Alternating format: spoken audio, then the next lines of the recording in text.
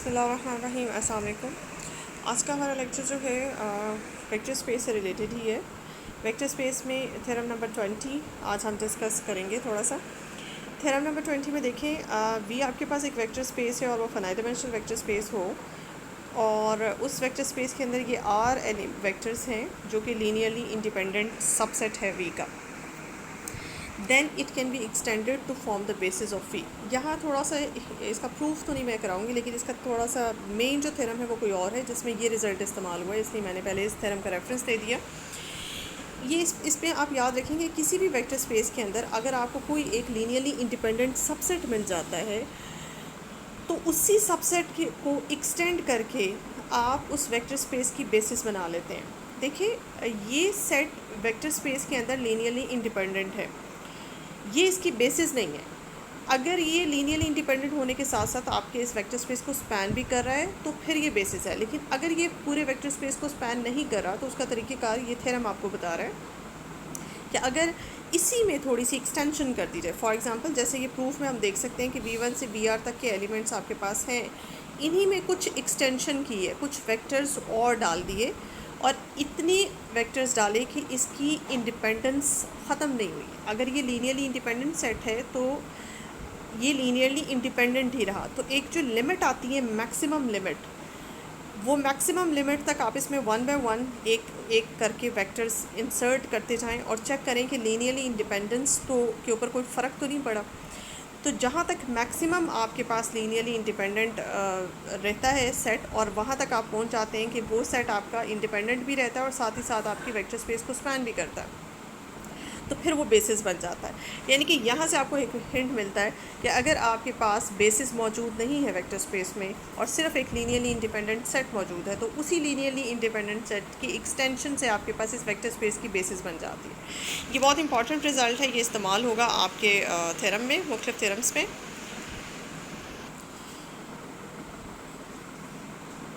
यही थ्योरम आपके पास जो भी मैंने आपको स्टेटमेंट बताई है, यही थ्योरम मैथमेटिकल मेथड की बुक में अगर आप देखें तो उसकी स्टेटमेंट है any linearly independent set of vectors in a finite dimensional vector space can be extended to form the basis.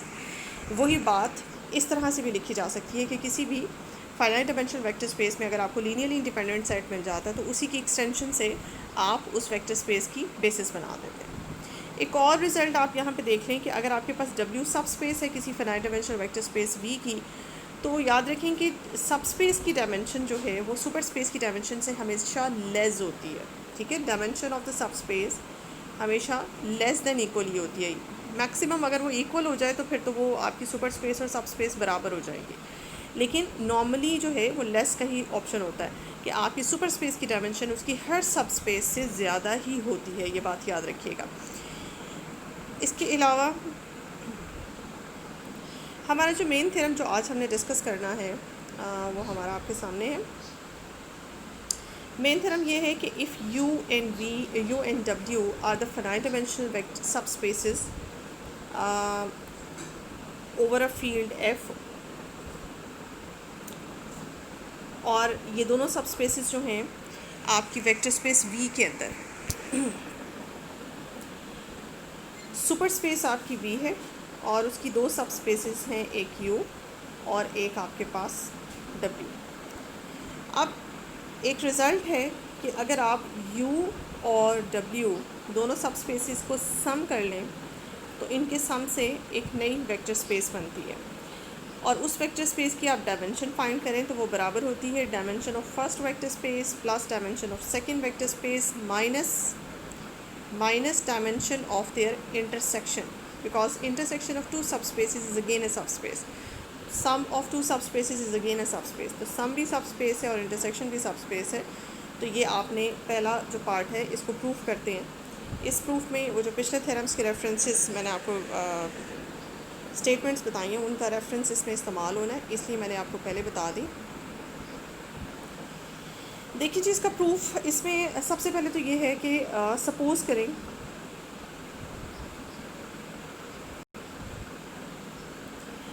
करें कि आपके पास U और W का जो इंटरसेक्शन है वो आपके पास नॉन ट्रिवियल है, यानी कि इनके इंटरसेक्शन में ज़ीरो के अलावा भी मेंबर्स आते हैं। इनके इंटरसेक्शन में ज़ीरो के अलावा भी और वेक्टर्स ऐसे हैं जो कॉमन हैं। क्योंकि यहाँ हम अभी तक हमने एक नॉन ट्रिवियल वेक्टर स्पेस की बेसिस इस वक्त हमारी अंडर कंसिडरेशन है। ये अगर आपके पास इनका इंटरसेक्शन ज़ीरो हो जाता है तो फिर ये ट्रिवियल वेक्टर हो जाता है और इसकी बेसिस फिर वो स्पेशल किस्म की होती है। तो इस वक्त हम कंसिडर कर रहे हैं ये हमारे पास एक प्रॉपर सेट है यू इंटरसेक्शन डब्ल्यू। अच्छा जी, अब यू इंटरसेक्शन डब्ल्यू की सपोज़ करें कि चूँकि ये एक वेक्टर स्पेस है तो इसकी बेसिस हमने सपोज़ कर ली ये सेट इसकी बेस का बेसिस सेट है। इसके अंदर एलिमेंट्स की तादाद जो है आर है, तो इसका मतलब ये हुआ कि यू इंटरसेक्शन डब्ल्यू की जो डायमेंशन है वो हमारे पास आर है। अब सिंस वी नो कि इंटरसेक्शन जो है ये यू का भी सबसेट है और डब्ल्यू का भी सबसेट है, तो अब जैसे कि तो फिर it's mean to be this कि ये जो वेक्टर्स हमने लिए हैं बेसिकली ये यू इंटरसेक्शन डब्ल्यू की बेसिस हैं। तो इसका मतलब है कि वेक्टर्स यू में भी हैं और डब्ल्यू में भी हैं। ठीक है, तो अगर इसको इस नज़र से देखा जाए कि ये जो सेट है आपके पास, इस सेट को नाम दे देते हैं ए सेट का। अगर हम इसको ए सेट का नाम दे दें तो ये ए सेट आपका जो है ये यू में भी कंटेंट है और ये ए सेट आपका डब्ल्यू में भी कंटेंट है। और ये ए सेट जो है आपका लीनियरली इंडिपेंडेंट सेट है बिकॉज ये बेसिस बना रहा है। ये सेट आपके इस वेक्टर स्पेस की चूँकि बेसिस बना रहा है, बेसिस की वजह से ये सेट जो है ए सेट लीनियरली इंडिपेंडेंट सेट है। तो ये लीनियरली इंडिपेंडेंट है और इसका मतलब ये हुआ कि ए लीनियरली इंडिपेंडेंट यू में भी है और ए लीनियरली इंडिपेंडेंट डब्ल्यू में भी है। अब आपको यू की बेसिस नहीं पता। अब जैसे इससे पहले मैंने आपको थ्योरम का रेफरेंस दिया, थ्योरम की स्टेटमेंट बताई, उसका रेफरेंस हम यहाँ इस्तेमाल करेंगे कि अगर किसी वेक्टर स्पेस में आपको लीनियरली इंडिपेंडेंट सेट मिल जाए तो उसी सेट को एक्सटेंड करके आप उस वेक्टर स्पेस की बेसिस बना सकते हैं। तो हम यहाँ पे टेक्निक क्या इस्तेमाल करेंगे? टेक्निक ये इस्तेमाल करेंगे कि ये लीनियरली इंडिपेंडेंट सेट है, इसी सेट को एक्सटेंड करेंगे और ये एक्सटेंड करेंगे, कुछ वेक्टर्स इसमें और डालेंगे किसी ख़ास तादाद तक। इसमें कुछ वेक्टर्स और इंसर्ट करेंगे, जैसे कि हमने किए v1 से vr थे, इसमें हमने u1 से us कुछ और वेक्टर इसके अंदर डाले और इसकी एक्सटेंशन की इस a सेट की, और एक्सटेंशन के बाद जो ये नया सेट बना ये सेट जो है लीनियरली इंडिपेंडेंट भी है और साथ ही साथ ये आपके u को स्पैन भी करा। तो ये बेसिस बन गया आपके u सेट की। उसके बाद चूँकि हमने कहा कि ये ए सेट जो है आपका डब्ल्यू में भी लीनियरली इंडिपेंडेंट है, तो इसी की मदद से हम डब्ल्यू की बेसिस भी फॉर्म कर सकते हैं, जनरेट कर सकते हैं। इसी सेट के अंदर आपने कुछ एक्सटेंशन की, कुछ वेक्टर्स की एक्सटेंशन की, और वो वेक्टर्स आपने कहाँ से लेने? डब्ल्यू से लेने। पहले आपने वेक्टर्स उठाए थे यू से, उन कुछ वेक्टर्स की एक्सटेंशन की और एक्सटेंशन करने के बाद कुछ नंबर्स इसमें डाले और वो तादाद कितनी है? टी, और उसमें यू की बेसिस जनरेट करने के लिए हमने कोई आर्बिट्रेरी सा नंबर एस ले लिया और इसको जनरेट करने के लिए कोई आर्बिट्रेरी नंबर टी ले लिया, और ये जो एक्सटेंशन करके नया सेट बना है ये सेट जो है आपका डब्ल्यू को स्पैन कर रहा है। तो इस सेट का नाम हम रख लेते हैं बी और इस सेट का नाम हम रख लेते हैं सी। तो सी सेट जो है वो बेसिस है डब्ल्यू की और बी सेट जो है वो बेसिस है यू की और ए सेट जो है वो बेसिस है यू इंटरसेक्शन डब्ल्यू की। अभी आपने याद रखना है। अब हम यहाँ पे देख सकते हैं कि क्लियरली दस you intersection W, you and W have the dimensions. जाहिर है ए सेट, ये ए सेट है हमारा, हमने सपोज किया हुआ है इस ए सेट के अंदर एलिमेंट्स की तादाद आर है, तो यू एंड इंटरसेक्शन डब्ल्यू की जो डायमेंशन है वो आर है क्योंकि ये उसकी बेसिस है। इसके बाद अगर u की डायमेंशन की बात की जाए तो इस वक्त ये सेट इसका बेसिस सेट है, इसके अंदर एलिमेंट्स की तादाद है r प्लस एस, तो इसकी डायमेंशन r प्लस एस बन जाती है। और w की डायमेंशन की बात करें तो ये r प्लस टी, तो r प्लस टी w की डायमेंशन बनती है। जैसे कि हम देख सकते हैं इनके करस्पॉन्डिंगली बेसिस वेक्टर के अंदर जो एलिमेंट्स की तादाद है करस्पॉन्डिंगली वही इनकी डायमेंशन है। ये एक सेट क्लियरली इसने लिखा है, क्लियरली ये एक सेट है। इस सेट को ज़रा गौर से देखें, इस सेट के अंदर क्या है? इस सेट के अंदर ऐसे लगता है कि set A, set B and set C, तीनों के एलिमेंट्स मैंने उठा के डाल दिए इस सेट के अंदर। इस सेट को आप डी सेट का नाम दे सकते हैं। ये set A, B, C and then D. ये जो नया सेट आया है इसमें आप देख सकते हैं, इसमें यू वी यू डब्ल्यू और यू इंटरसेक्शन डब्ल्यू सबकी बेसिस इसके अंदर मौजूद हैं, और ये आपके पास एक स्पैनिंग सेट बन जाता है यू प्लस डब्ल्यू का। ठीक है, अब देखिए ये जो यूज़ हैं, अगर आप सिर्फ इतना हिस्सा देखें तो ये हिस्सा जो है ये यू को स्पैन कर रहा है, क्योंकि ये यू की बेसिस है। और अगर आप इसको और इसको देखें तो ये पूरे के पूरे डब्ल्यू को स्पैन कर रहा है। ठीक है, तो यू और डब्ल्यू पूरा, और फिर यू प्लस डब्ल्यू, जो यू और डब्ल्यू के सम से एलिमेंट्स जनरेट हो रहे हैं वो भी इनके बेसिस वेक्टर से ही स्पैन होंगे, बेसिस वेक्टर से ही जनरेट होंगे। तो ऑल पॉसिबल यूँ समझें कि दोनों की बेसिस को हमने सम अप कर लिया है। ऐसे लगता है कि जैसे इन दोनों की बेसिस को हमने सम अप कर लिया। तो सम अप करके जो आपके पास नया सेट आता है, ये सेट जो है ये आपका u प्लस डब्ल्यू का स्पैनिंग सेट है। ये तो कंफर्म हो गया, क्योंकि u और w के एलिमेंट्स इन्हीं से स्पैन हो रहे हैं, इनके अलावा किसी और से स्पैन नहीं हो रहे। अब ये स्पैनिंग सेट जो है जिसको आपने d का नाम दे दिया है लेकिन ये कंफर्म नहीं है कि यही सेट u प्लस डब्ल्यू की बेसिस बन रहा है। देखिए, इसको बेसिस बनने के लिए इस डी सेट को एक और प्रॉपर्टी की ज़रूरत है। वो ये प्रॉपर्टी है कि ये सेट अगर आपका लीनियरली इंडिपेंडेंट हो जाए, अगर डी लीनियरली इंडिपेंडेंट है तो फिर यही बेसिस बन जाएगा। लेकिन इस स्टेज पे हमें कंफर्म नहीं है कि ये सेट लीनियरली इंडिपेंडेंट है कि नहीं है। अगर तो ये लीनियरली इंडिपेंडेंट है तो फिर आपकी u प्लस डब्ल्यू की बेसिस यही सेट होगा, और u प्लस डब्ल्यू की डायमेंशन उस वक्त क्या हो जाएगी, r plus S plus T, क्योंकि इस सेट के अंदर एलिमेंट्स की तादाद r plus S plus T है।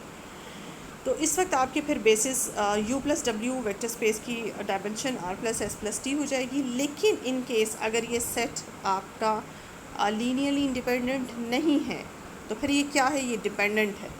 और डिपेंडेंट से इंडिपेंडेंट बनाने के लिए वही कास्टिंग आउट का प्रोसेस हम इस्तेमाल करते हैं। इसमें से वो वेक्टर्स कास्ट आउट करके निकाल देंगे जो वेक्टर्स इसको इंडिपेंडेंट होने से रोक रहे हैं, और तब तक हम कास्ट आउट करते रहेंगे जब तक कि आपके पास ये वेक्टर, ये सेट जो है इंडिपेंडेंट नहीं हो जाता। ठीक है जी, तो ओवरऑल हम रिज़ल्ट ये निकालते हैं कि हमारे पास u प्लस डब्ल्यू की जो डायमेंशन है या तो इसी के बराबर है, अगर ये सेट इंडिपेंडेंट है, लीनियरली इंडिपेंडेंट है, तो फिर हमारी u प्लस डब्ल्यू की डायमेंशन इसी सेट के एलिमेंट्स की तादाद के बराबर है। और अगर ये सेट डिपेंडेंट है तो फिर हमारी u प्लस डब्ल्यू की डायमेंशन जो है इस सेट के एलिमेंट्स की तादाद से कम है, लेस है। तो ये उसने रिलेशन आपके सामने लिखा हुआ है। अच्छा जी, we need to show the equality must hold. अब हमने चूँकि प्रूफ क्या करना है वो भी आपके सामने रख दूँ कि हमने प्रूफ क्या करना है। ये प्रूफ आपके सामने है। हमने इक्वालिटी शो करनी है, हमने दिखाना है कि dimension of u plus W, इसकी डायमेंशन हमने रेट की हुई है आपके पास r plus S,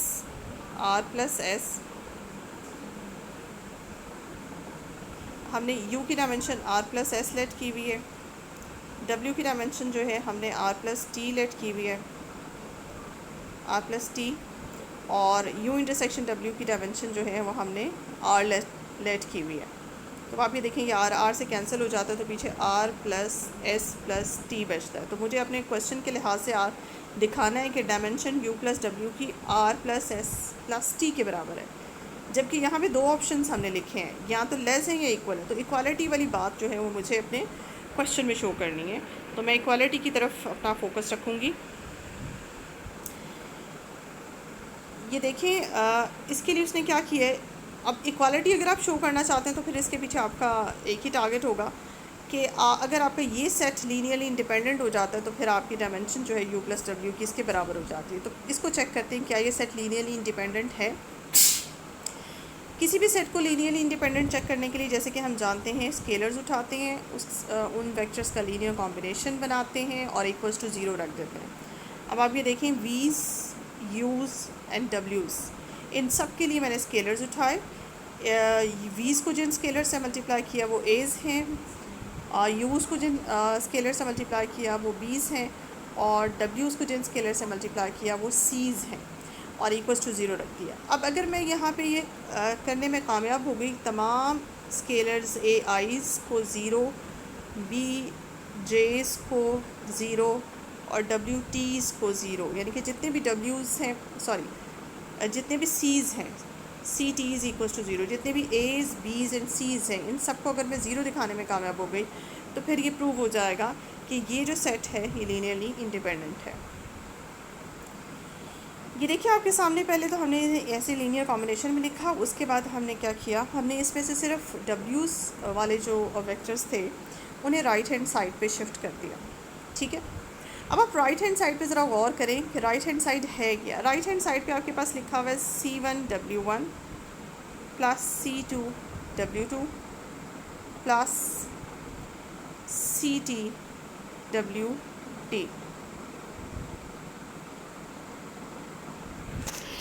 what is this? ये तमाम डब्ल्यूज़ जो है ये कैपिटल डब्ल्यू के एलिमेंट हैं। हमारी जो सबस्पेस कैपिटल डब्ल्यू है ये उसके एलिमेंट्स हैं और उसके टी एलिमेंट्स हमने उठाए हुए हैं और उनका लीनियर कॉम्बिनेशन बनाया हुआ है।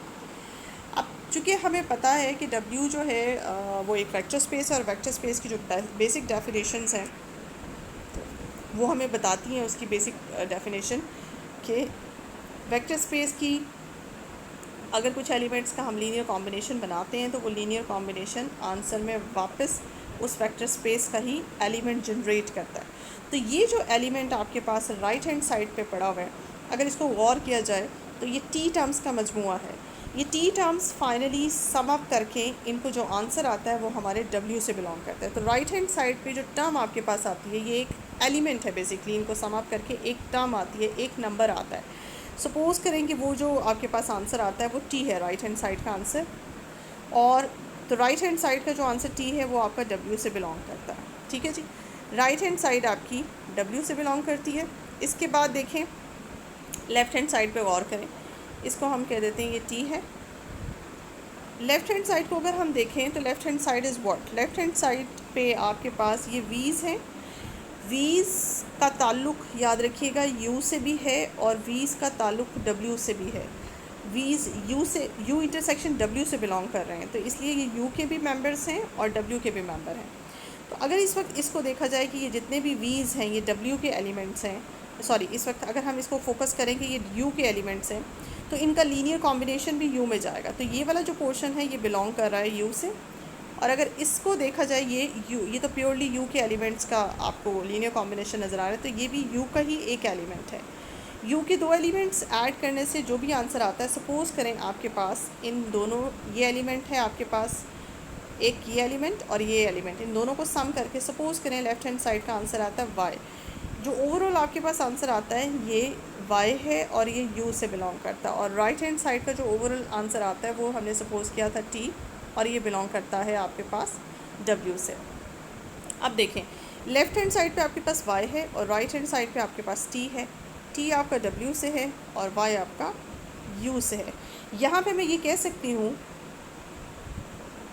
यहाँ पे मैं ये लिख सकती हूँ कि y जो है वो w से भी बिलोंग कर रहा है, बिकॉज y जो है वो t के बराबर है और t जो है वो w का एलिमेंट है।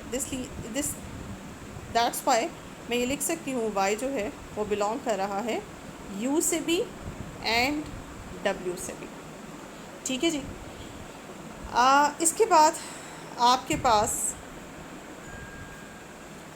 अगर y u इंटरसेक्शन w से बिलोंग कर रहा है तो फिर इसका मतलब है, अब देखें u इंटरसेक्शन w की बेसिस क्या थी। u इंटरसेक्शन w की बेसिस हमने स्टार्ट में लेट की थी, v1 से लेकर vr तक वेक्टर्स थे जो हमने कहा था इस सेट को a सेट का नाम दिया था, और हमने कहा था कि हमारा जो a सेट है ये a सेट हमारा u इंटरसेक्शन w की बेसिस है।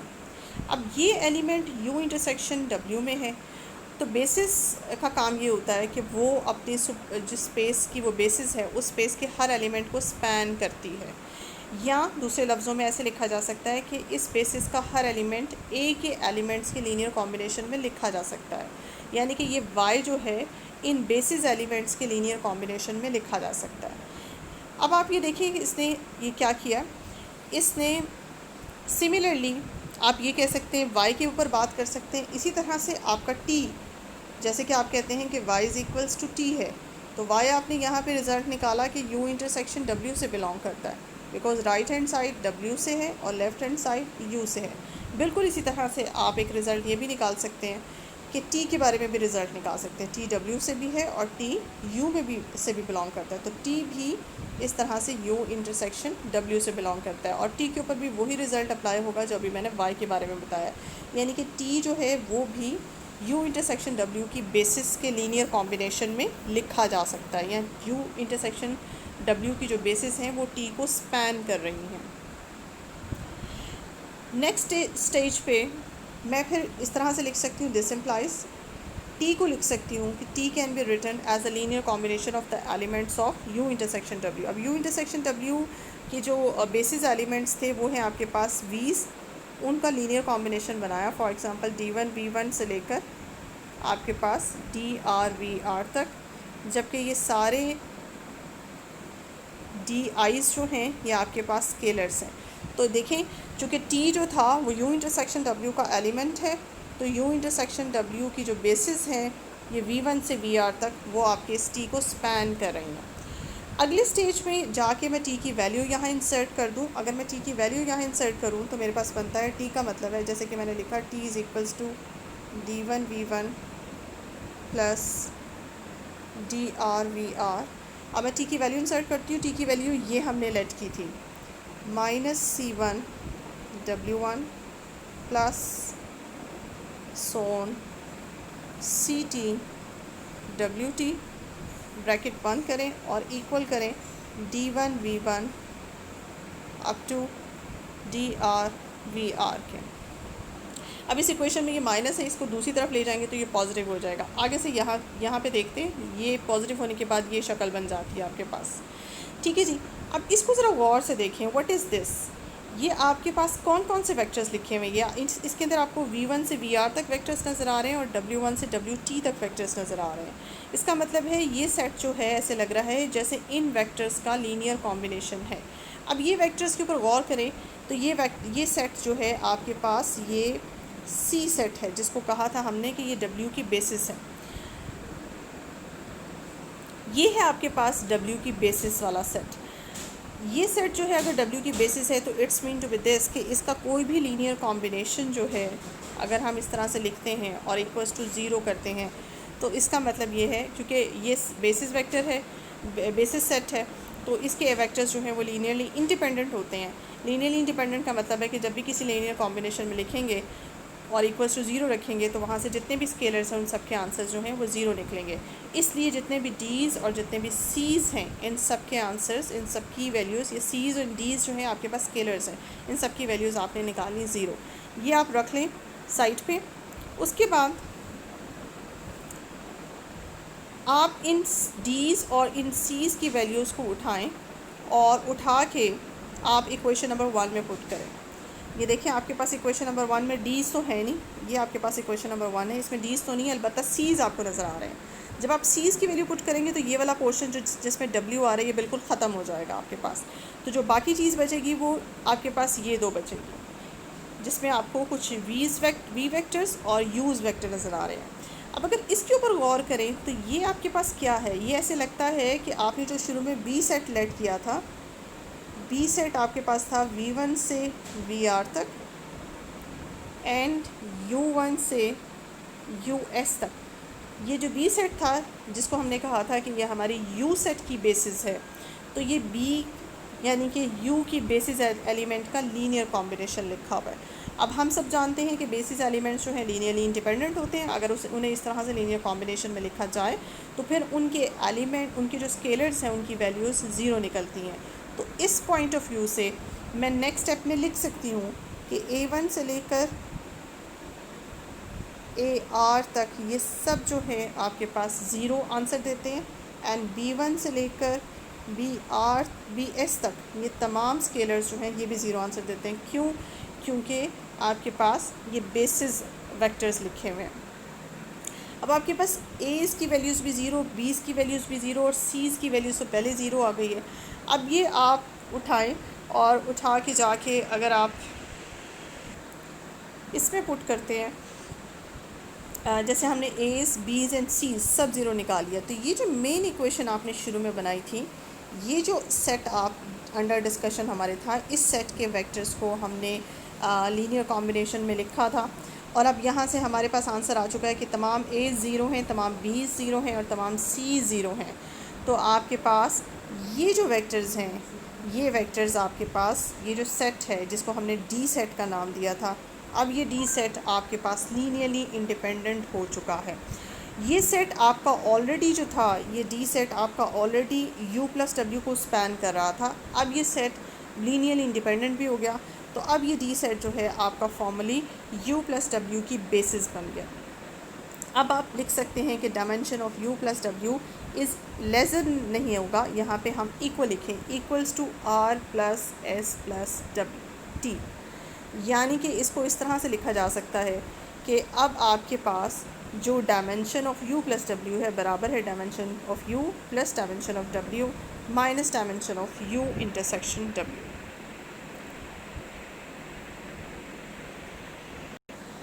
ये देखें जी, इसका फाइनल जो है एंड देखें इसका कि एस भी ज़ीरो और बीस भी ज़ीरो, और पुट करने से फाइनली ये प्रूव हो गया कि ये सेट इंडिपेंडेंट है। तो डायमेंशन जो है वो इसके बराबर आ गई। और इसमें जैसे मैंने पहले भी बताया था कि इसके अंदर सारी वैल्यूज़ इंसर्ट करें, और इंसर्ट करने के बाद ये आपके पास बनता है, आपके पास dimension of u dimension of w minus dimension of u intersection w। Hence ये थ्योरम हमारे पास प्रूव हो गया।